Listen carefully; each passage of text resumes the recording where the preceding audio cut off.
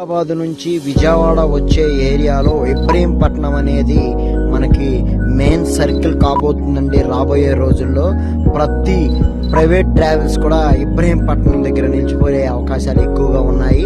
రాబోయే రోజుల్లో మనకి ఎల్బీ నగర్ ఎలాగో, విజయవాడ బెన్ సర్కిల్ ఎలాగో, హైదరాబాద్ ఎల్బీ నగర్ ఎలాగో అంతకన్నా ఎక్కువ కూడా ఈ ఇబ్రహీంపట్నం సర్కిల్ అనేది హైప్ కాబోతుంది. ఎందుకనంటే అక్కడ కొండపల్లి కిల్లా ఉండటము, తర్వాత అలాగే ఐకాన్ బ్రిడ్జ్ రావటము, త్రివేణి సంగము రావటము, ఇబ్రహీంపట్నం నుంచి జస్ట్ 8 కిలోమీటర్లో ఇన్నర్ రింగ్ రాకపోవటము, బ్యాక్ వెళ్తే అలాగే పరిటాలలో ఇన్నర్ రింగ్ స్టార్ట్ అవ్వటము, ఇలాంటివన్నీ కూడా ఈ ప్రాజెక్ట్ కి మంచి హైలైట్స్ అవుతున్నాయి. అలాగే ఐకాన్ బ్రిడ్జ్ అనేది శాంక్షన్ అయి ఉంది. కన్స్ట్రక్షన్ కనుక స్టార్ట్ అయితే ఈ ఏరియాలో ప్లాట్లు అనేది మనం కొనలేమండి. 1 లక్ష బాగా అయిపోయే అవకాశాలు ఎక్కువగా ఉన్నాయి. అలాగే వెస్ట్